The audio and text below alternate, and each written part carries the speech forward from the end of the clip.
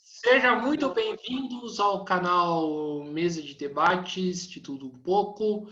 Meu nome é Guilherme, né? Hoje faço parte do canal junto com meu amigo André Tempo e vamos dar continuidade às nossas discussões, né? E agora, né, nesse período da noite, às 9h30, vamos conversar um pouco também de cultura e conversar um pouco de música, né? Com o Lute, né, do podcast Realzenha, né, para a gente trocar uma ideia um pouco, né, do cenário musical, falar um pouco de um monte de coisa também. Lute, antes da gente começar, por favor, se apresente.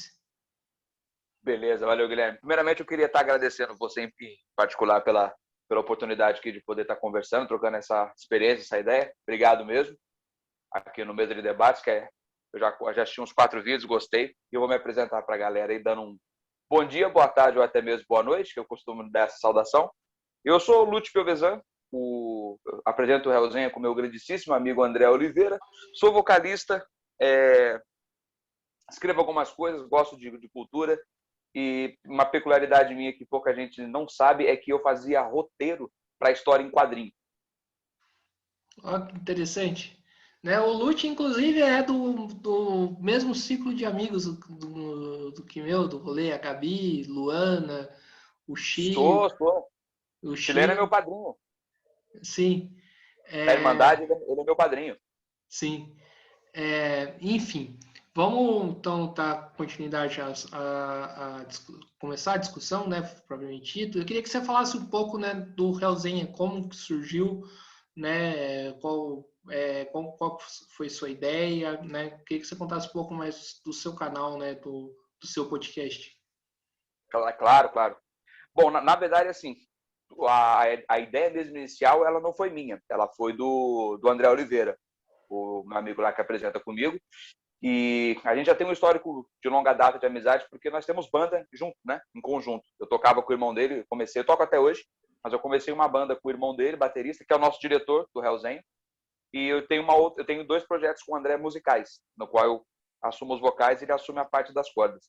O André, numa noite de gravação, estava gravando lá as músicas, né, as faixas do nosso disco. E aí ele começou a ter umas ideias assim.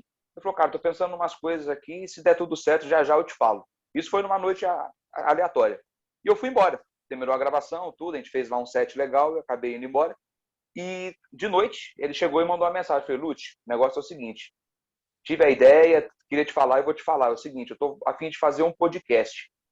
Aí na eu falei, podcast, cara? Eu falei, qual é a pegada? Ele falou, cara, eu quero fazer uma coisa assim que abrange a cultura em geral e também o lado musical underground, né? Heavy metal, uma coisa que a gente gosta muito, né? É um cenário que a gente aprecia bastante. Eu tô com essa vontade aí, você abraça a ideia? Eu falei, cara, com certeza. Eu falei, você já tem tudo certo em mente? Ele falou, tenho. Eu tenho aqui, eu quero que você me ajude com isso, a gente trocar informação e nasceu. O mérito é do André. Ele teve essa ideia e praticamente tudo que ele cria, assim, eu vou lá e abraço a ideia, cara. E a gente começou a desenvolver junto daí. Depois do primeiro episódio piloto, né, que foi comigo, que ele bateu um papo comigo lá, o primeiro episódio piloto do Hellzenha sou eu, e depois dali a gente começou a unificar as ideias e massificando aí a diretriz do Hellzenha, né? E sim, e eu queria que você falasse um pouco na questão de roteiro, né? Como que funciona, né? Se você tem algo planejado, né? Porque além do Hellzenha, eu já tive a oportunidade de entrevistar o podcast do Chinfra, né? Do Oscar, né? E queria que você explicasse, né? Se é se é no mesmo estilo, se é do estilo diferente.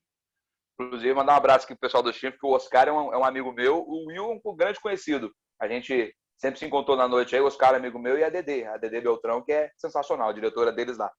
Então, o Hellzenha, na verdade, o pessoal confunde achando que é somente um segmento de metal, né? Mas não é, não tem nada a ver. A roupagem do Hellzenha, na verdade tem a ver, vamos explicar melhor. A roupagem do Hellzenha é heavy metal, porque é um estilo que a gente curte, vive e toca também, né? Então a gente coloca lá na nossa descrição Hellzenha, cultura, arte, entretenimento, notificação e heavy metal. Então o segmento, na verdade, não é só musical, a gente vai falar com todo mundo, inclusive já tem várias entrevistas lá com o pessoal da cultura pop, socador, piercing, músico, toda essa área de cultura. É que como a nossa roupagem é heavy metal, a gente tem um ciclo conhecido, como você citou, né? O nosso ciclo ele é bem incomum, né? A galera que produz música, faz música, trabalha com a arte em geral, teatro, então acaba tendo que essa aparência que é só para heavy metal, mas não é. É que a gente tem uma facilidade maior com o pessoal da música e do heavy metal devido ao nosso histórico de vida, né? Que acabou criando um ciclo de amizade ali em comum e a gente consegue ter essa facilidade com o pessoal aí. Mas, inclusive, independente do estilo, vai ter gente do hip hop, vai ter gente do pagode, vai ter gente do samba. Fica esperto aí que daqui a pouco tá subindo essa galera aí. Sim, até porque que o heavy metal, né, é o estilo que tanto eu, tanto você que mais conhece, tem mais uma proximidade, né? Então fica muito mais fácil também, né, de se trabalhar. Fica, porque na verdade é aquele negócio, todo mundo tem um nicho em comum de amizade. Eu vou dizer, amigo de todo mundo? Não, a gente tem um ciclo mais afinidade.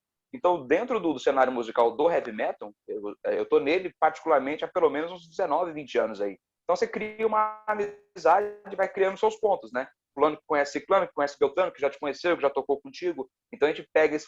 Na hora que ele falou, cara, o André, no caso, quando ele criou o Hellzenha, ele falou, cara, eu quero trazer aqui o André Rod, porque a gente é muito fã da Atômica.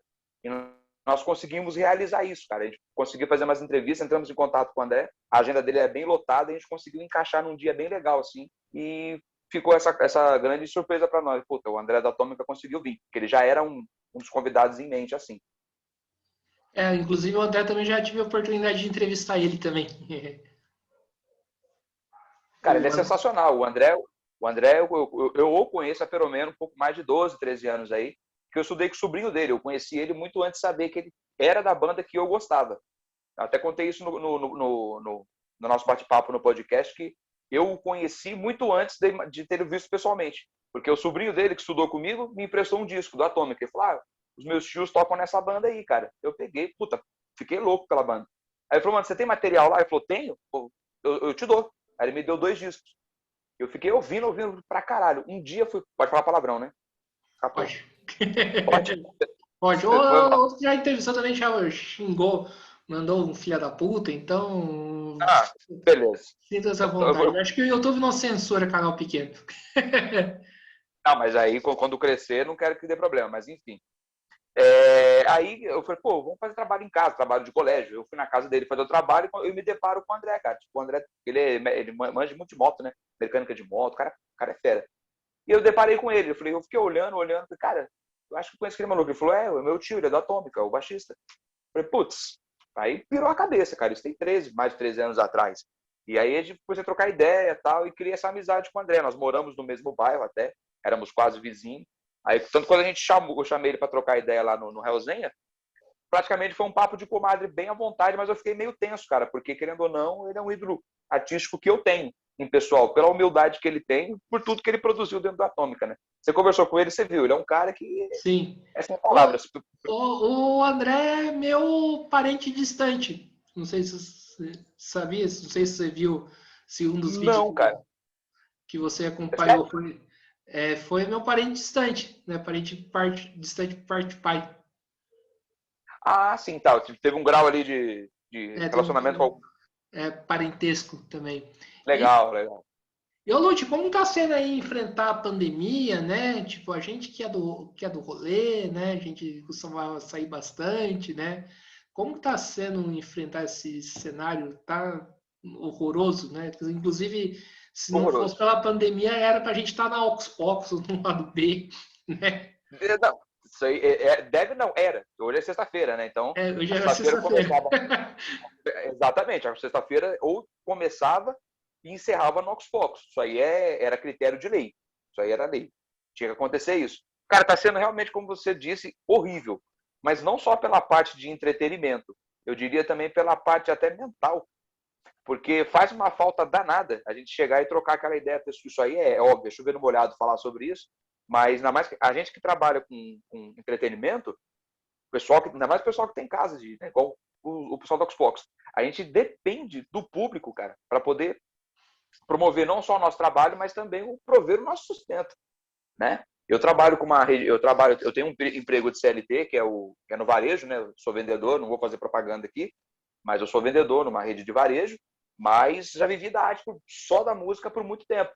Então tá sendo horrível, cara, porque a gente não pode fazer show, é só gravação com a banda, né? A gente só grava, a gente compõe, grava, e isso é legal, faz live, tudo bem, mas não é a mesma coisa. Eu até adorei uma frase que a Nata disse lá pra gente, que é assim, cara, é praticamente é um ensaio um pouco mais chateante. E é mesmo, porque você não tem aquele contato com o público. Você dá tudo de si, mas não é tudo. E é horrível, cara, eu tô me sentindo mal. O pessoal que tá indo no Realzinha, por um exemplo, de sempre a gente pede exame, tudo certinho, tá tudo livre, tal, pelo menos tá tudo ok, tudo certo, tá com o examezinho em dia. Só que agora tá gratuito, né? Tem um acesso melhor para fazer o exame, né, da Covid. Agora a gente consegue, porque do contrário a gente não o faria. Então até isso foi uma preocupação que a gente colocou. A gente sempre brincava nas lives, todo mundo aqui tá documentalmente livre, mas porque tá mesmo, entendeu? A gente sempre toma esse cuidado aí e tal, higieniza tudo com álcool putz, o André é dentista, né, cara? O André, ele é médico, então, assim, em matéria de asepsia, profilaxia, não tem nem o que discutir, né? A gente tá em boas mãos porque ele toma todo esse cuidado, no pré, durante e pós ali o Hellzen. Tanto que a gente toma aquele cuidado da distância com o convidado, até bem mais que o metro ali e tal, para poder ficar tranquilo. Sim, e o PCR, né, que é o exame de teste, isso aí é por conta do convidado, né? Ah, não, exatamente. A gente pede, você tá tudo em dia, cara? Porque senão a gente até mesmo pode provê-lo. Tipo, ó, vamos negociar e tal, fazer um exame, mas a maioria, para falar a verdade, todos, ninguém não tinha feito o exame. Até agora, ninguém não fez o exame, sabe? Tipo, não, tá tudo certo, tá tudo liberado, tá ok. Mas assim, mesmo asepsia, mesmo cuidado. Máscara, distanciamento, entendeu? Soquinho. A gente tira a foto do convidado separado, a gente faz ali a thumbnail, né? Thumbnail é aquela fotinha lá, para quem tá assistindo a gente não sabe, thumbnail é aquela fotinha, a capa do vídeo, né? A gente faz ali a thumb, uma foto só com ele. A gente gostaria de abraçar, tal, mas pelo quadro atual não dá. Isso é triste, cara, porque tem gente que acha que ainda quer brincadeira, quer piada, quer sacanagem, é foda. Sim, e vocês têm algum podcast que vocês se baseiam, se inspiram ou, né, ou não? Tem sim. É até curioso, porque assim, o André, quando ele deu a ideia, ele é um cara que ouve muito podcast há muito tempo. Eu também ouvia. O podcast que eu ouvia há muitos anos era o Matando Robôs Gigantes. Já ouviu falar? Não. Matando Robôs Gigantes. O pessoal do Jovem Nerd tem um. Sabe Jovem Nerd, né? Sei.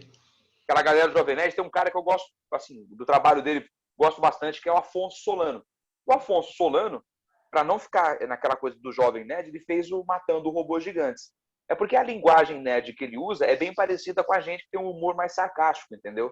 Ele não usa linguagem fofinha. Ele é um cara mais talhado mesmo, é bem barra pesada. E é um tipo de humor que eu tenho. Né? Eu expresso com palavrão, eu gosto de uma coisa um pouco mais cínica, aquele humor mais ácido. E o Matando Robôs Gigantes tem muito disso. Então, muito tempo eu ouvia isso, e o André também. Quando ele teve a ideia, aí ele falou, cara, eu ouvi muito podcast, ele até citou alguns da época que ele ouvia, tudo, o próprio Jovem Nerd. E eu, em particular, sempre assisti mais podcast do que ouvi. Depois que o YouTube, né, começou a onda Flow, né? O Flow estourou, aí todo mundo começou a ter um acesso legal aí. Mas a gente se inspira muito, assim, no Vilela, que é o Inteligência Limitada, que você conhece, Não. já assistiu. O Inteligência Limitada, porque eu gosto do formato, né, do Inteligência Limitada, e tem um que em particularmente que eu gosto muito, que é um gringo, que é do Giger. É um cara que eu me espelho muito nele profissionalmente, porque ele é um cara que deixa o convidado falar. Que é uma preocupação que a gente tem muito no Resenha, é deixar o convidado falar. Então, a gente teve uma ideia, a gente segura para depois perguntar, para não cortar o cara no meio do raciocínio. Mas sim, a inspiração maior é Inteligência Limitada, o Podpah, os meninos do Podpah. Eu gosto muito da dinâmica dos dois, que é tipo assim, é o sossegado e o mais loucão, que é tipo eu e o André. O André é super educado, cara tranquilo, culto pra caramba, super tranquilo, super em paz. Eu já sou mais espivetado, eu faço o papel do policial ruim e ele faz o papel do policial bom, né, no interrogatório. Tipo isso. Sim, perfeito. E agora falando de cena de São José dos Campos, eu queria que você falasse uma coisa boa e uma coisa ruim que tem na nossa cena daqui da nossa cidade. Coisa boa e coisa ruim da cena, puta, é um leque grande. Tem tempo, pode falar, né? Pode falar à vontade. Pode falar. Ó, eu vou começar pela coisa boa. Uma coisa boa que eu acho na cena de São José dos Campos, e pouca gente não valoriza, é a qualidade dos artistas, tá? E a acessibilidade. Eu digo até mesmo para você tocar, produzir. Porque tem muito projeto bom aqui dentro. Tem.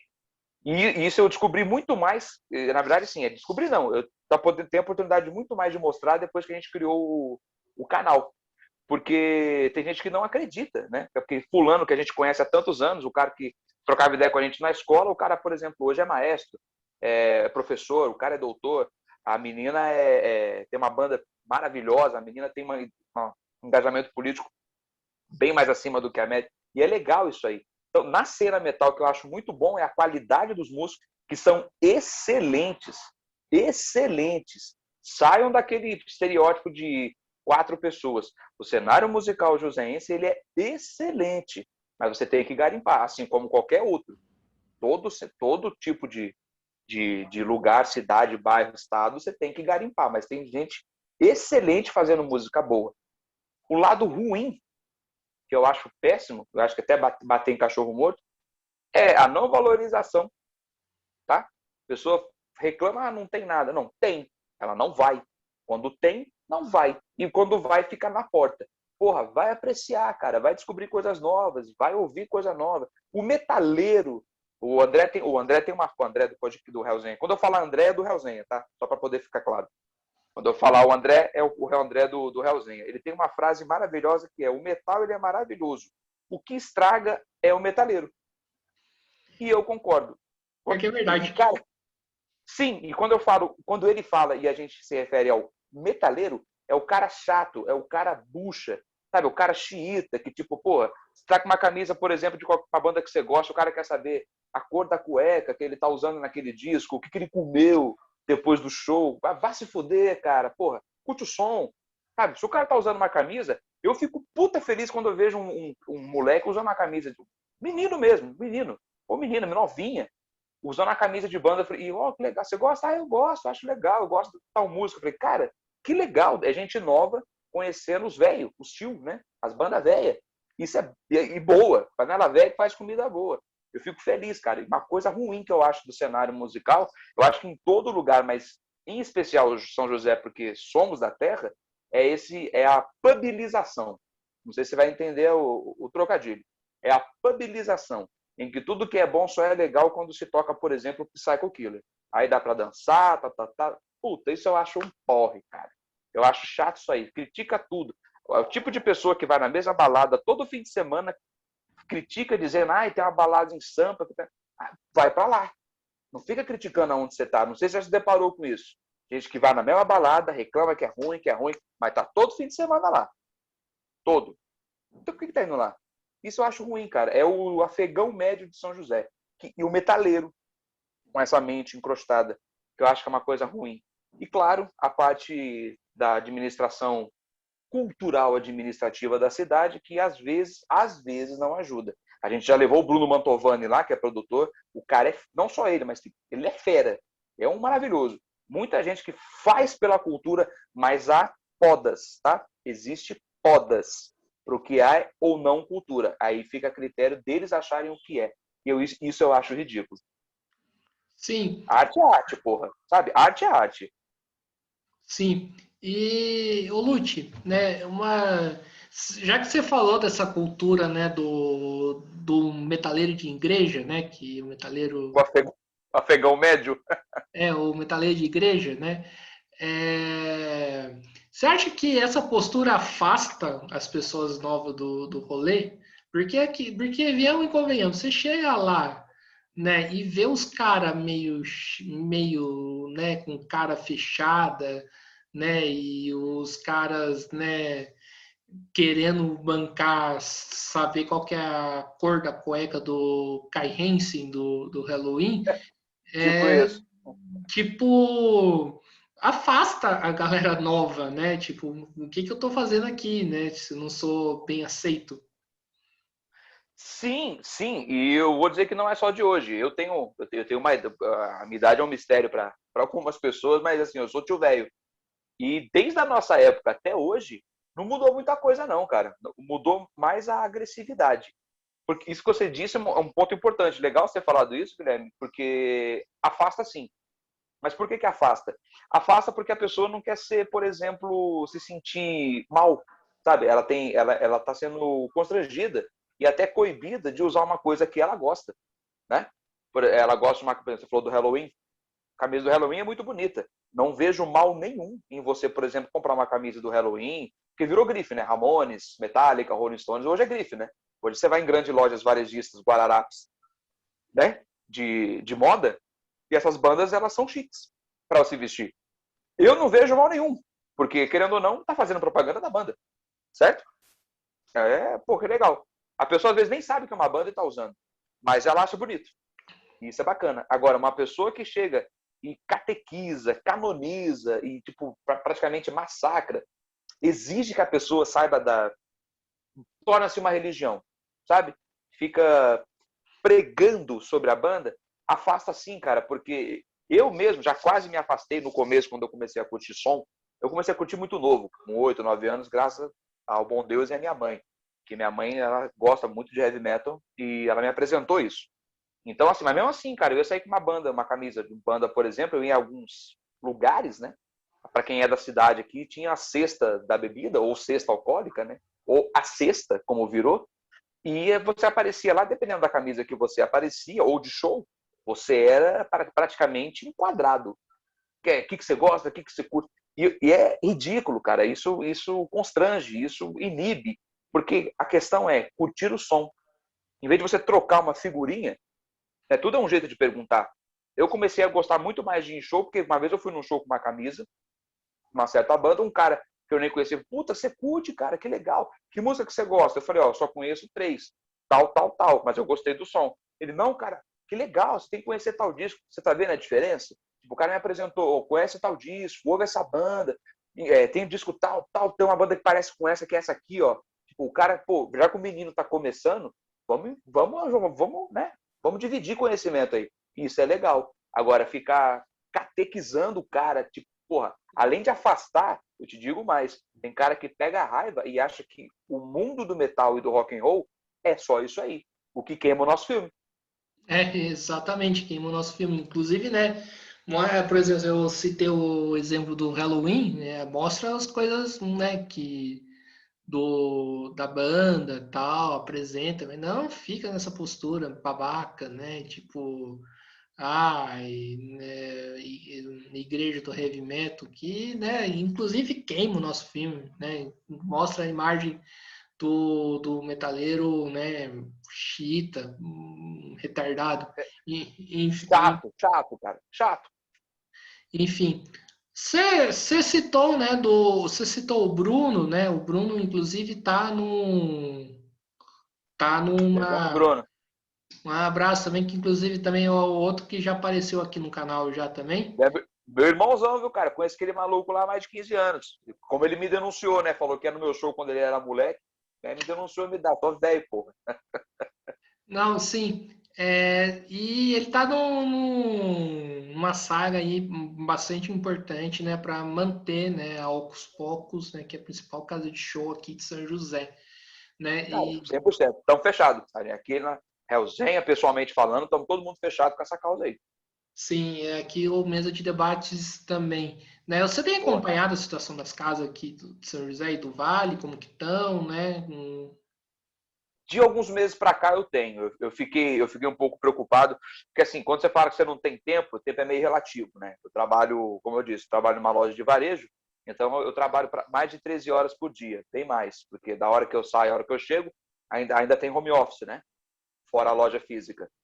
Mas sim, aí eu comecei a acompanhar de uns meses para cá. Para ser bem sincero, o Ox Pocos, sim, né? O Ox Pocos, o Blackmore, casas de rock and roll que a gente frequentava e tocava, era mais fácil você saber, né? Porque tinha uma troca de informação em tempo real. A gente conseguia saber até mesmo pelos próprios proprietários, né? Direto, mantendo aquele papo, aquele contato.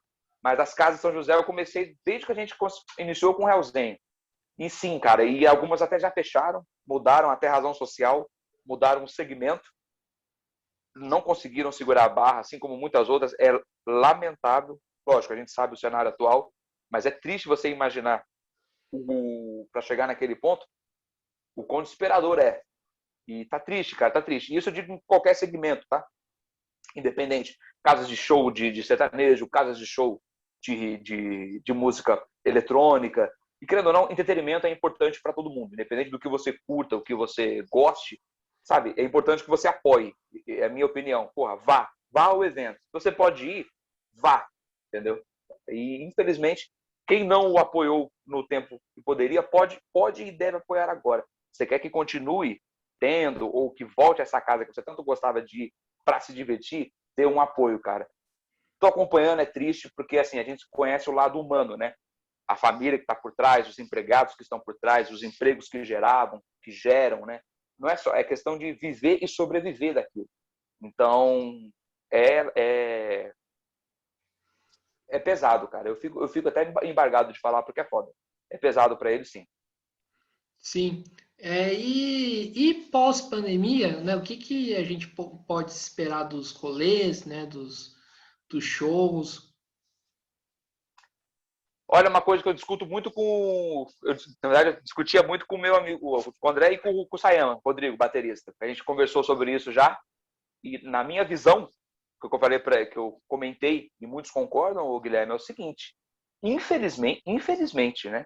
Infelizmente, o normal que nós conhecíamos não mais existirá. Isso é um fato, né? Eu digo num coluio de coisas, tá? O nosso psicológico não é o mesmo, o nosso, digamos, engajamento não é o mesmo, os valores não são os mesmos, né? Muita coisa encareceu ou depreciou, muita gente aí tá, né? Então não vai ser o mesmo. O que eu penso depois da pandemia, porque vai ser igual a gripe, todo ano você vai ter que, né, se cuidar, tal, você tem que tomar cuidado para que aconteça de novo. Mas o que eu penso é o seguinte: as casas elas vão começar a ser um pouco mais restritivas, isso é um pensamento que eu tenho, tá? Um pouco mais restritiva, e querendo ou não, o que eu temo são as festas ilegais se tornarem a primeira opção, sabe? Porque, como diz o nome, é ilegal, então o valor é mais barato, o acesso é garantido, você não precisa tomar providência nenhuma. Concorda comigo? Isso é uma festa ilegal. Agora, as casas de show podem sofrer com isso. É uma coisa que eu pensei bem no começo. Falei, cara, é o efeito lei seca. Quando proibiram o álcool, né? O que aconteceu? Vendeu-se álcool ilegal e nunca se bebeu tanto nessa época, né? Na lei seca. Porque o álcool vendia de maneira ilegal. Assim como tá bom, beleza, agora tem que ter tantas pessoas na casa, senão não funciona. Porque quando envolve governo e taxação, aí vai, né? Aí para multar tá bonito. Aí tá em cima. Aí você pode ficar tranquilo que funciona, né? Tranquilo. Então, o meu medo é que aconteçam mais coisas ilegais, que vai aumentar esse volume e prejudique realmente os empresários, os microempresários, os produtores, os artistas que dependem do trabalho legal. Essa é a minha preocupação. Claro, primeiramente a saúde, isso é inerente, se preocupar com isso, que é a saúde de todo mundo em primeiro lugar, mas o meu pensamento em relação ao retorno dos shows, dos espetáculos, é isso, que possam haver mais coisas ilegais. Isso vai prejudicar, sim, a classe artística, já está prejudicando, e querendo ou não, é um nicho bem aberto para a ilegalidade. Aí é um leque muito expansivo para se conversar, né? E aí envolve várias questões, e mais é triste, porque vai prejudicar a gente que está trabalhando correto e trabalhou a vida inteira, como, por exemplo, o Oxbox, mais de 20 anos de história, né? Trabalhando ali na legalidade, no fio, como diz antigamente, no fio do bigode, tudo certinho.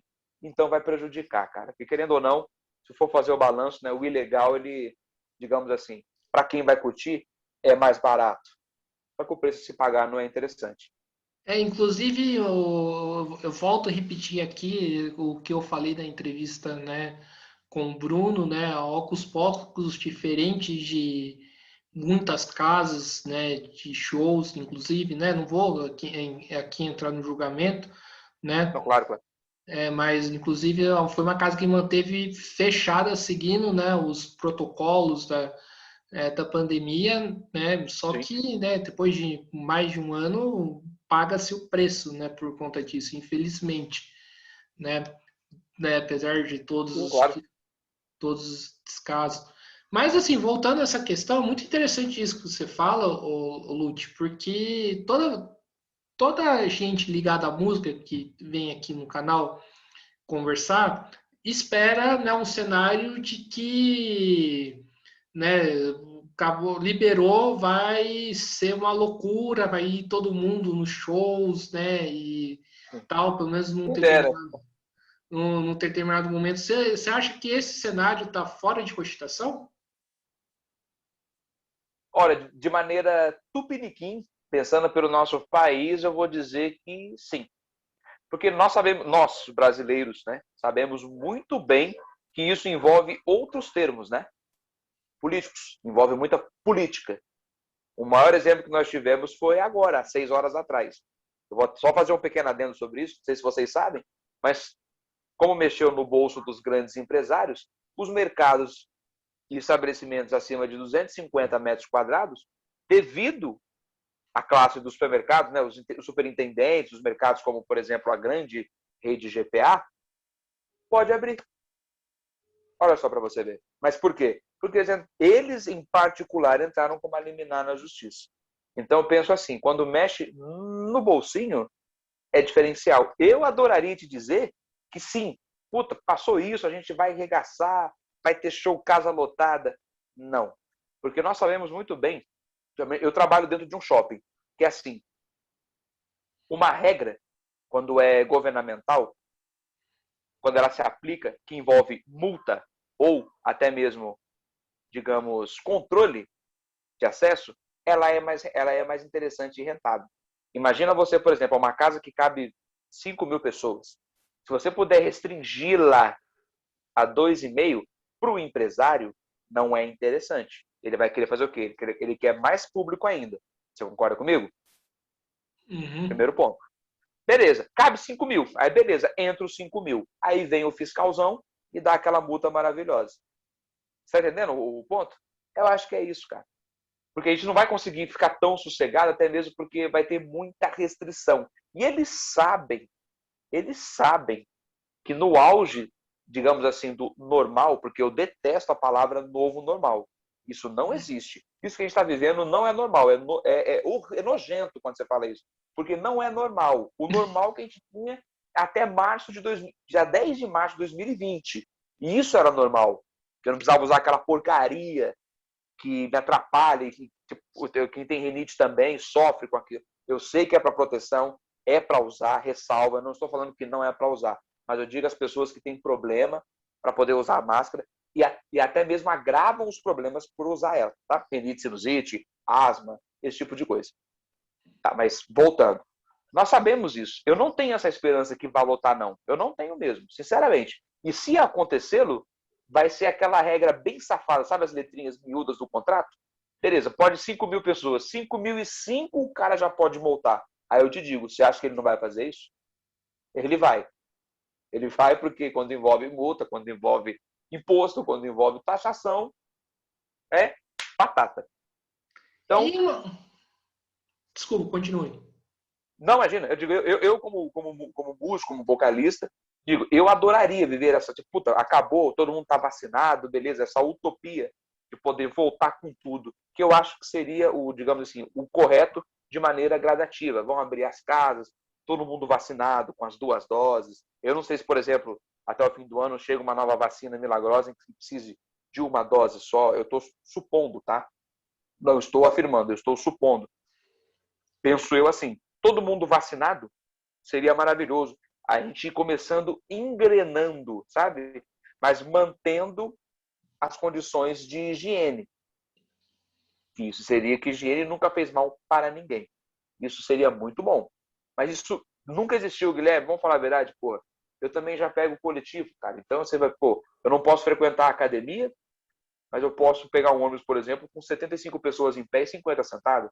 Qual é a diferença? O material, o ferro é diferente, eu não vou pegar? Sabe? Eu acho isso ridículo. Então, eu gostaria muito que voltasse, sim, ao mas eu não creio que seja tão rápido assim, não. Eu vou chutar aqui, se eu acertar, a gente faz um bolão aí. Eu quero só um chopp artesanal. Mas aí, 2024, mais ou menos, a gente volte ao normal parecido que era até março de 2020. Mesmo porque ano que vem tem a eleição e na eleição tudo acaba. É impressionante, né? Tudo se alinha. Sim. E você que é músico, tem acompanhado a situação dos músicos de modo geral? Como que tá? Tenho sim, e tenho muito amigos, irmãos do coração e colegas de profissão, né?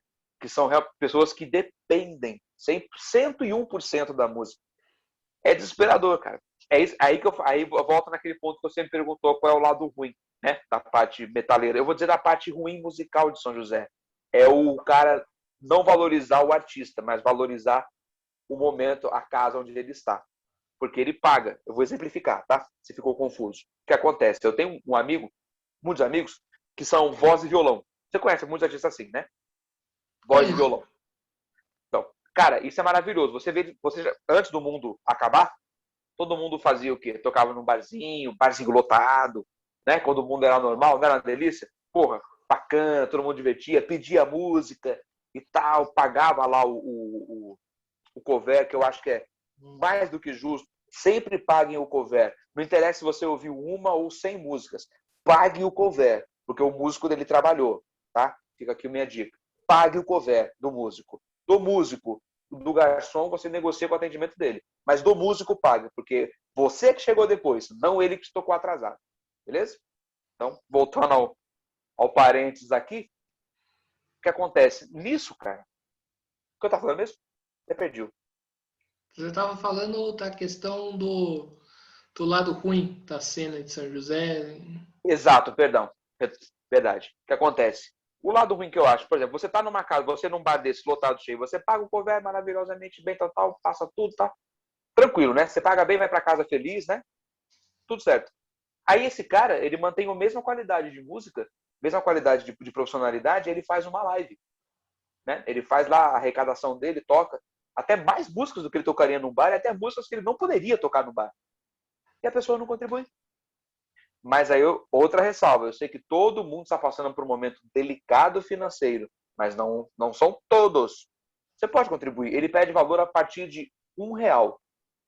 Dá para ajudar, Guilherme. Dá. O Pix dele está lá na tela, o Pix não paga tarifa, R$ 1 dá. Aquele cigarrete, aquela, sabe? Ó, a cervejinha que eu estou tomando aqui, uma cervejinha. A cervejinha que você poderia não tomar esse fim de semana, você pode ajudar um cara desse. Entre tantos outros trabalhadores também que trabalham aí. Então é isso que eu fico muito chateado. A situação deles depende exatamente do que da boa vontade, cara. Porque os caras eles têm a mesma qualidade, independente se é num bar, se é num vídeo. E acredite, em casa eles são até mais dedicados, tá? Quando eles fazem aquela live em casa, tocando, o repertório deles é até mais refinado, porque é uma preocupação a mais que eles têm. Entendeu? Eles estão ali, pô, representando, eles estão sustentando uma família.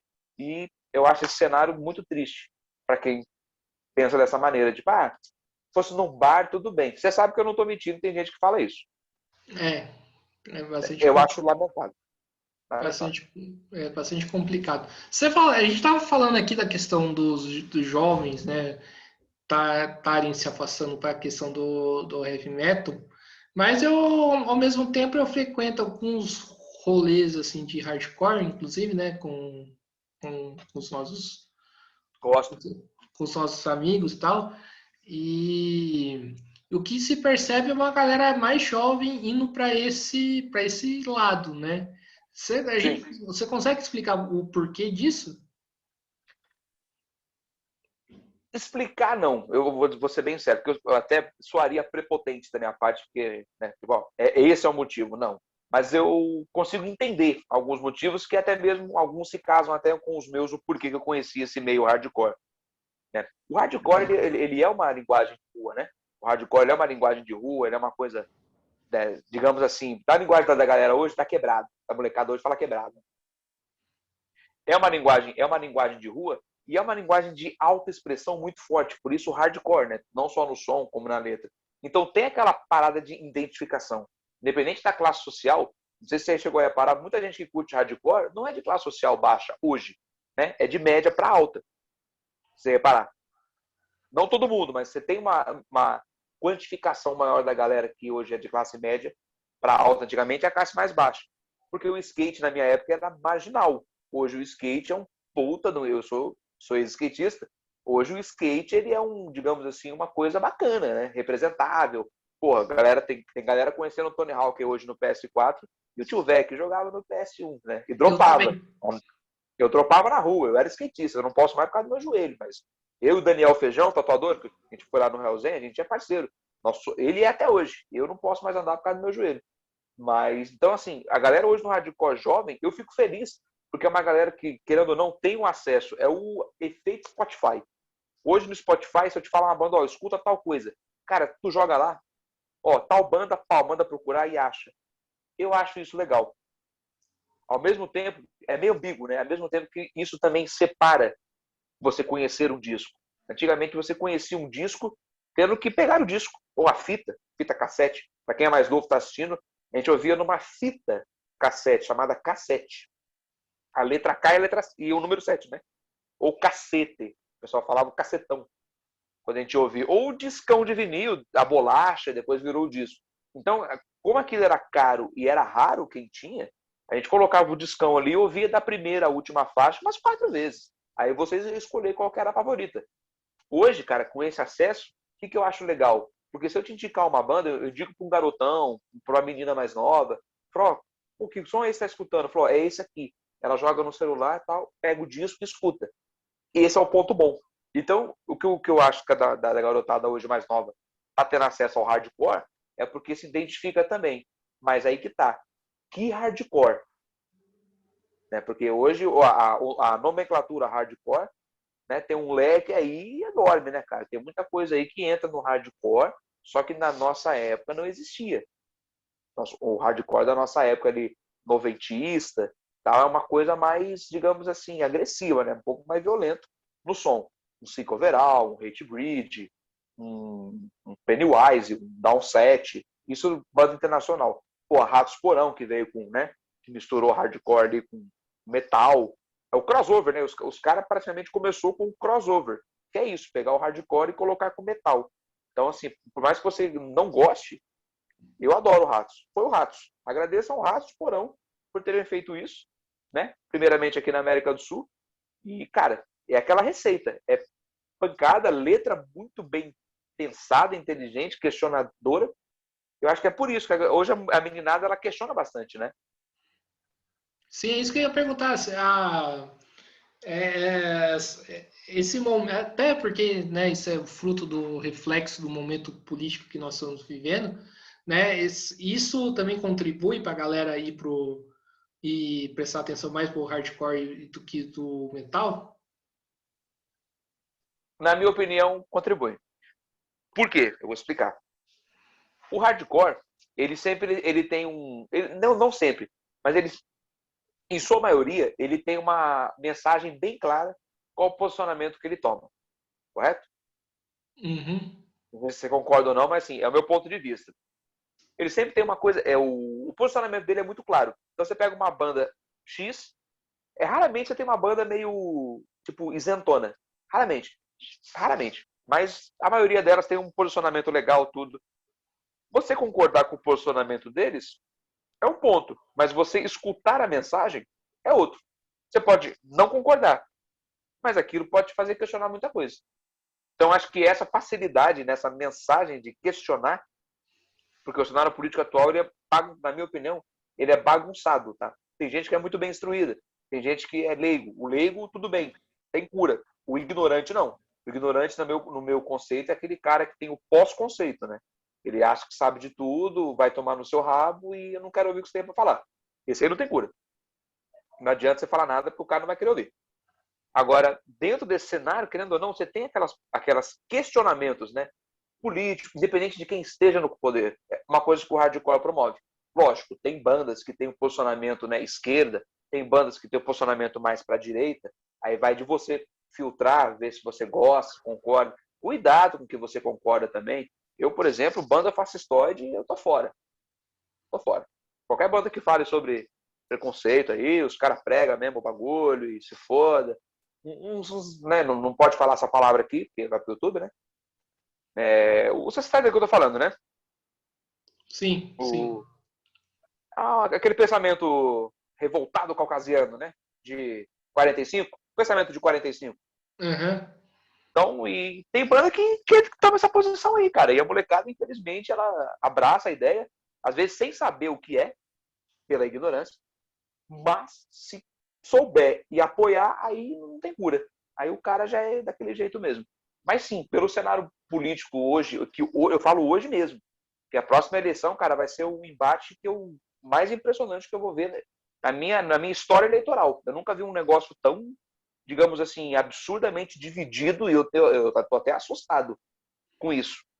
Mas no cenário hardcore tem muito sim, cara. Tem hardcore aí que toma uma posição legal, tudo, e criticam o lugar que vive, porque o hardcore ele é uma herança do hip hop, né?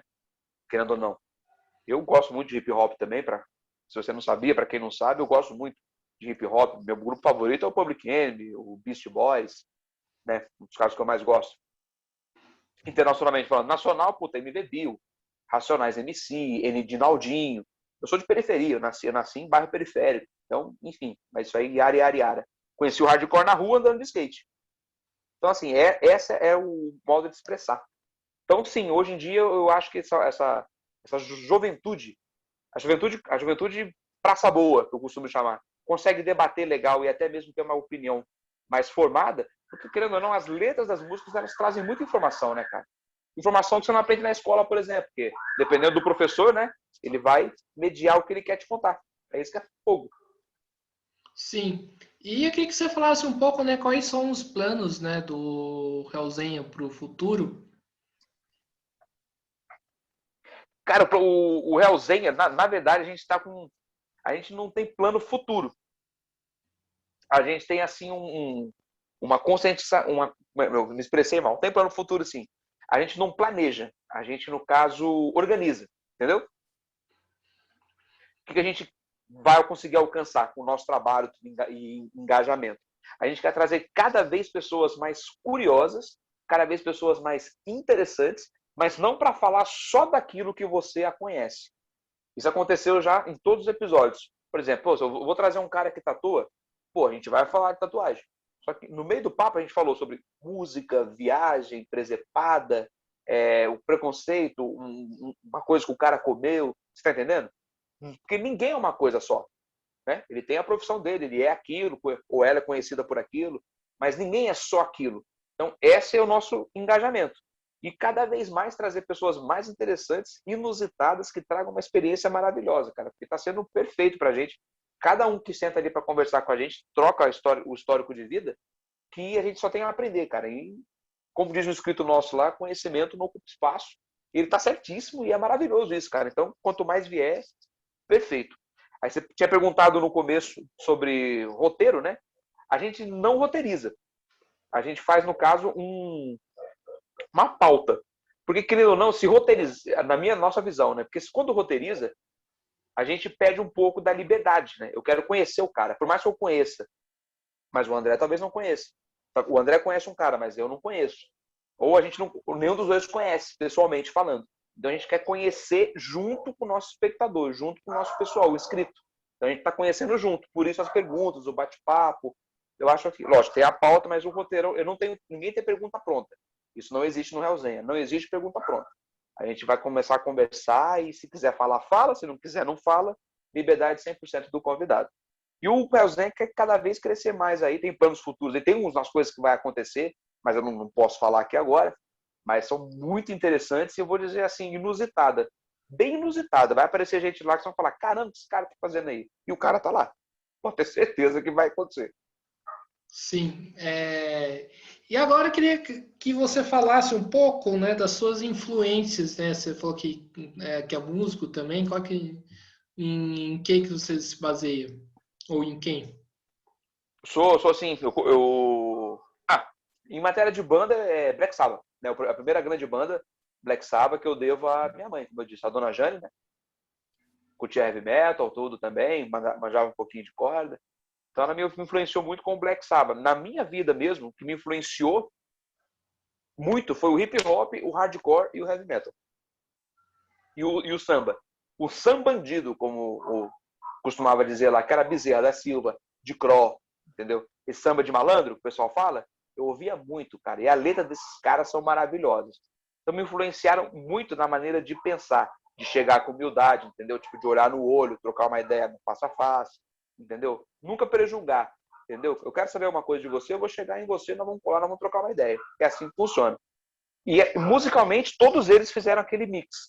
Dentro do mundo metal, que eu sou vocalista de rock and roll, metal, enfim, aí veio, por exemplo, o Black Sabbath, que eu adorava, mesmo gosto até hoje, minha banda número 1, Metallica, Megadeth, Hardcore, Sick Overall, tem até o Feijão que fez pra mim aqui, ó. Aqui, ó. Sick Overall, eu gosto muito. Suicidal Tennis eu tenho no pescoço, que é uma das principais escolas que eu tive, assim, foi o Hardcore, cara. Biohazard, porque a letra deles era aquela coisa, era uma realidade de rua que eu também partilhava, né, sobre a violência e não ter oportunidade e você ter que galgar o seu próprio, né, seu próprio destino, porque todo mundo está se perdendo ali no meio do caminho. Você tem uma escolha, ou você acompanha a manada ou você sai para o outro lado. Eu saí para o outro lado, entendeu?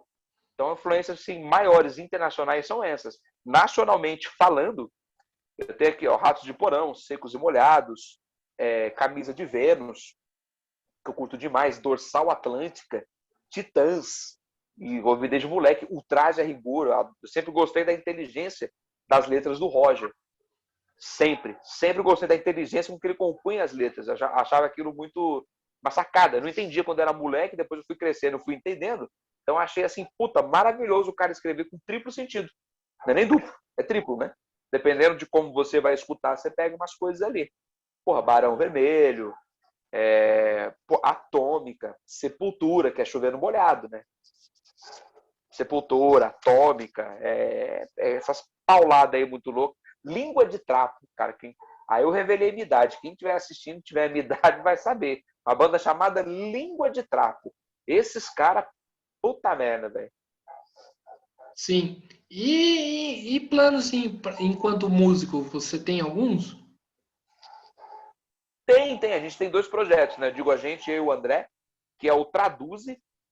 O Traduze consiste numa banda um pouco mais cômica. 3, na verdade. Tem 3 projetos, né? O Traduz é uma banda mais cômica. A gente pega músicas do metal e as toca em português, em versão brasileira, sem mudar o sentido da letra. O Traduz, ele pega a letra exatamente como ele é. Às vezes troca uma palavra ou outra, sabe? Pega um homônimo ali. Sem homônimo não, eu errei. Um sinônimo. Pega um sinônimo e coloca, mas só para poder encaixar na música.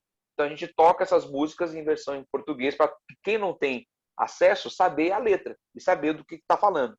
Porque é um outro problema do metaleiro, né? O metaleiro chapa-chata, que a gente acabou de falar, que é o cara que escuta o som, defende o som e às vezes o cara não está falando nada com nada e ele está ali muito louco, defendendo aquela parada. Aí vem o segundo projeto que nós temos, que é uma banda de hard punk, né? Que a gente tem música própria. Aí a gente está gravando essas músicas, faz um bom aí, compondo mais. E o terceiro projeto que eu apresentei para o André e ele abraçou. Aí foi ao contrário. Eu tenho esse grupo há um bom tempo e ele abraçou a ideia, que é o Sambanás, né? Que é um grupo de pagode com letras satânicas. Porque eu me inspirei num grupo chamado Pragode. Tem um grupo de pagode chamado Pragode. Para Deus. God em inglês, né? É Deus. É Pragode. É um grupo de pagode evangélico. Eu vi esse disco há mais de 15 anos atrás. Putz, ficou na minha cabeça. Aí um dia eu tenho muito amigo que é do ramo do pagode, do samba. Amigo eu mesmo, tenho mesmo. Aí trocando ideia com ele, compus umas 2 ali, ele fez para mim o repique, o arranjo, o cavaco. Aí eu pensei no sambanás, né, que é o samba de Satanás, são sambas dançantes, são pagodinhos gostosos de dançar num churrasco, porém com letras satânicas. E viva a diversidade, né? Então, tem para todo mundo. Para quem quer samba evangélico, tem. Para quem quer samba romântico, também tem. Para quem quer um samba do Cramulhão, tem também. É o Sambanás. Daqui a pouco tá lançando material aí. É todo mundo. Sensacional. Sensacional. E agora, para fechar, ô Lute, eu queria que você falasse os 3 shows inesquecíveis que você foi na vida. Cara, 3 shows inesquecíveis. Eu vou pensar um pouco direito aqui para não ser injusto. Mas eu já digo, Rock in Rio 2011, tá? Eu não vou ser individualista, mas o Rock in Rio 2011 para mim foi um evento que para mim é inesquecível, porque nele eu consegui ver Motorhead, consegui ver Metallica, vi o Sepultura Vi o Slipknot, que eu gosto muito do Slipknot, né? Consegui ver. E vi o Codus, uma banda que eu adoro, assim, consegui ver o Codus, tá? Então, o evento de 2011 fica pro Rock in Rio. Megadeth, eu fui já em 4 shows do Megadeth. Para mim, eu gosto muito de Megadeth, então para mim é inesquecível o show do Megadeth. E, cara, no Hangar 110, que uma das bandas favoritas que eu tenho hardcore, foi o show do Sick Overall. Eu até vou, se eu puder, posso falar mais um? Pode, claro. Você deixa? Aí sai da regra do 3. Esses são os 3 assim que eu não vou esquecer de maneira nenhuma. Eu vou falar mais um. O Slayer, na sua despedida, não Nossa, teve queria como. ter ido. Lacrimejei, claro, porque aquela coisa, né, cara? Vem muita coisa na sua cabeça. É igual quando para todo mundo que tá assistindo, que tem gosta de um artista, é aquela coisa. Quando eu era moleque, eu comprava aquelas revistinhas, sabe, de banda, de metal, com a foto dos caras. Então a gente ouvia muito assim, puta, os caras nem sabem que você existe, você nunca vai num show desse, os caras nunca vão vir aqui. E você vai num show dos caras de encerramento ainda, e é uma puta de uma turnê foda. Então aquela emoção, tipo, eu consegui, eu assisti, então beleza, foi. Cara, e o show do Slay, que não tenho o que falar, e aqui em São José, que foi o evento que foi Hatebreed e Agnostic Front no extinto do Amarrock. Foram os dois no mesmo dia, que foi assim, para poder passar a navalha. O Napalm Death foi muito bom, claro, para mim, que eu sou muito fã do Napalm Death, mas assim, esses foram os que mais me marcaram mesmo. Eu consigo descrever para você desde a ida no show até a volta. Eu lembro de tudo, por Sim, incrível que pareça. do Megadeth você foi quando eles abriram o Black Sabbath no Campo de Marte? Não, cara, isso eu não fui. Ó, os Megadeths que eu foram foi em 2000, quando o Mustaine voltou, em 2005 com o Blackmail. Depois eu fui no Megadeth com o Night Abominations. Depois eu fui no Megadeth quando eles tocaram era aniversário do Rush in Peace, que é um puto do álbum. Eles tocaram ele na íntegra e depois tocaram o setlist misto, que foi maravilhoso. E o último em 2014, que eles anunciaram como Euthanasia, mas não era, porque o produtor errou. Foi o último que eu fui, foi em 2014. Eu fui nesses 4 aí. O do Black Sabbath, cara, eu nunca fui no Black Sabbath. Eu fiquei muito triste por até hoje eu não ter conseguido ir na minha banda número 0. Foi aquela que eu comecei do útero, né? Foi Black Sabbath e Ed Van Halen. Também colocava o fone de ouvido na barriga dela para eu ouvir, pra você ter uma ideia. O do Black Sabbath foi maravilhoso, mas o show do Megadeth não deu para escutar absolutamente nada, foi horroroso. O amigo lá do Hellzenha, ele foi, cara, ele falou a mesma coisa. Bom, o som do Megadeth foi legal, mas o do Black Sabbath, não tive o que falar, foi um som perfeito. Parece que os caras, tipo, entrou no palco, arrumou tudo. Todo mundo conseguiu ouvir, tava perfeito. E no show do Megadeth tinha uns aviões subindo no Campo de Marte, tipo, foda-se que tem show, vou cagar no show e vou subir, voar, zoado pra caramba até. Então, Que acho que vacilo. é. Vacilo. Enfim, então acho que é isso, né, Lute? Estamos chegando aqui no final de uma entrevista do Mesa de Debates. Quero agradecer pelo papo, né? Foi bem legal. E Eu que peço agradeço, para coração. e peço para você fazer as considerações finais. Bom, vou agradecer aqui o mês de debate, agradecer você, Guilherme, pelo espaço mais uma vez. Pô, legal esse projeto de, né, trocar uma ideia assim. Bacana, obrigado por ter me convidado. De verdade, eu queria dizer para o pessoal do Brasil, São José, São Paulo, tudo, aquela consideração covídica, que assim, não é para brincadeira, cara, conscientiza mesmo, entendeu? E eu vou um pouco mais além e vou defender uma classe aqui, que são os atendentes, recepcionistas e os vendedores. Toda vez que você for entrar em contato com um deles, seja educado, sabe? Se você teve um dia ruim para levantar, você não sabe da outra pessoa. Isso eu digo em todos, mas em especial esses 3. Seja educado, cara. Ele está ali para te ajudar, entendeu? Você está querendo consumir, o cara está ali para poder te oferecer o produto que você quer, te atender. Ou você vai no médico, você está muito chateado, o médico atrasou, você vai culpar o recepcionista. A culpa é do médico, não é do recepcionista. Quem atrasou foi ele. O recepcionista está lá desde as 7 e você nem sabe, entendeu? Então, assim, pega leve, cara, porque educação move tudo. É uma engrenagem maravilhosa. E para quem me acha um pouco mais rude e grosso, um grande adendo aqui, que é um lema que eu sigo, que a minha mãe me ensinou assim que eu tive consciência do que é a civilidade, que é: a minha educação ela depende da sua. E ponto final. É isso aí, é a reciprocidade. A minha educação vai depender da sua. Sim, perfeito. Então, mais uma vez agradecendo ao Lute, né? Agradecendo a você que estiver nos assistindo. Peço para que se inscreva no canal Mesa de Debates, curta esse vídeo, curta outros vídeos. Também se inscreva no canal do Realzenha, Vou né? fazer um jabá aqui. Pode? Pode, faça. Fazer um jabazinho, aproveitar. Pô, Mesa de Debates, se inscreve lá no Mesa de Debates, tá fácil. Mesa de Debates, separado, sem nenhum acento. E no Realzenha Podcast. Cuidado que não é Realzinha com I, é com E. Real, H-E-L-L-Z-E. Realzenha. Com Z mesmo, podcast. Se inscreve lá, vai subir cada vez mais novidade. E cuidado, que vai aparecer uns convidados lá que talvez fira o seu ego. Mas é para isso mesmo. Perfeito. E também curta a nossa página no Facebook do Mesa de Debates, siga a gente no Instagram, compartilhe nas redes, né, o nosso material e também com o material do Realzenha também, né? Então acho que é isso, pessoal. Tá encerrando mais uma entrevista do Mesa de Debates. Fiquem atentos à nossa programação e até a próxima, pessoal. Fui. Até daqui a pouco.